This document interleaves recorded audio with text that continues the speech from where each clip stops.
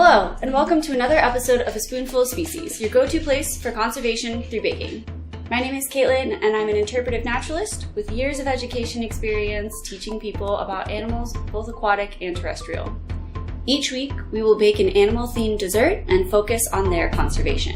This week, we're baking zebra brownies.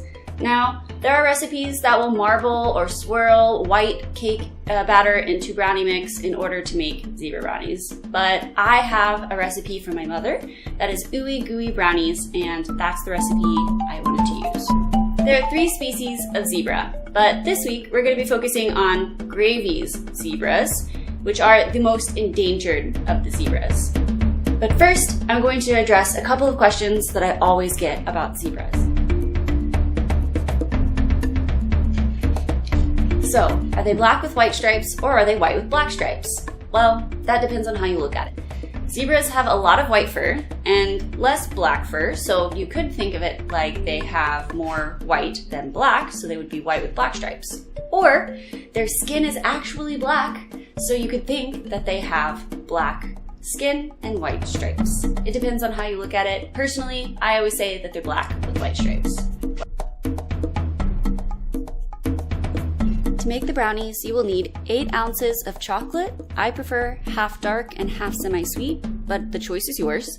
12 tablespoons of butter, melted, 1 1/4 cup of sugar, 2 eggs, 2 teaspoons of vanilla extract, 3/4 cup all-purpose flour, 1/4 cup cocoa powder, and a teaspoon of salt, plus powdered sugar for dusting. To make your zebra brownies, preheat your oven to 350 degrees Fahrenheit. Chop the chocolate into chunks and melt half in the microwave about 20-second intervals, saving the other half for later. In a large bowl, mix the butter and sugar with an electric mixer and then beat in eggs and vanilla for 1 to 2 minutes until the mixture becomes fluffy and light in color.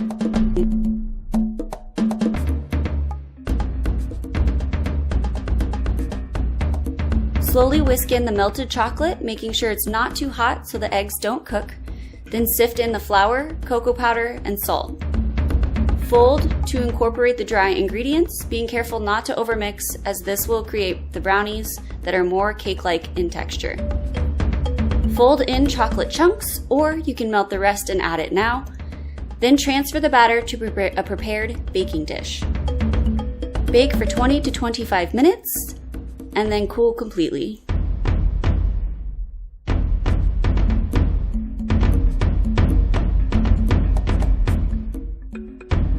So why do zebras have stripes?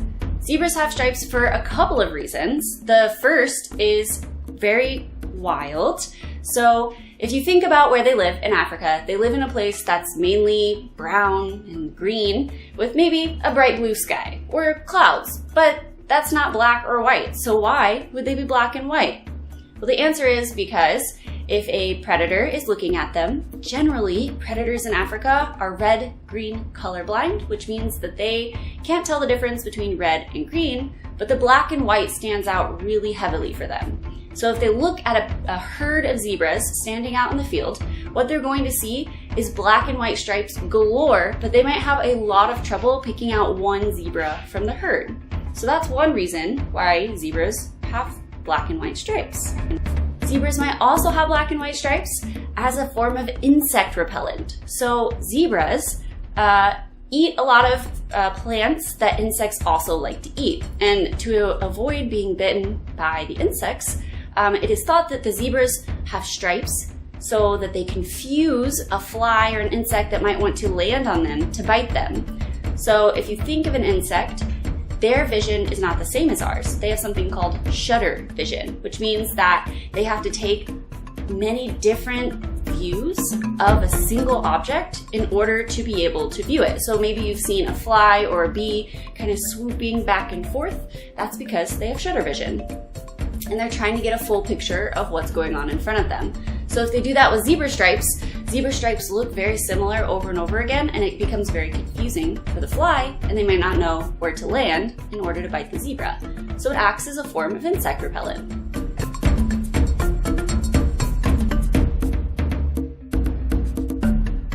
While your brownies are baking, make your zebra stencil.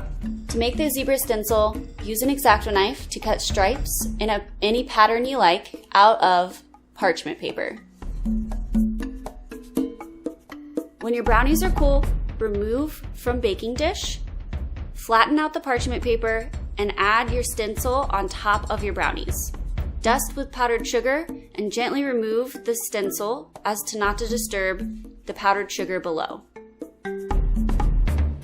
Cut your brownies in large enough squares as to keep the stencil shape on the brownies and serve. Now onto Grevy's zebras. Grevy's zebras are the largest of all zebra, weighing up to 1,000 pounds. You can tell a Grevy zebra apart from other zebra by the large dark black stripe along their back. And they're also the most threatened, with less than 3,000 individuals left in the whole world.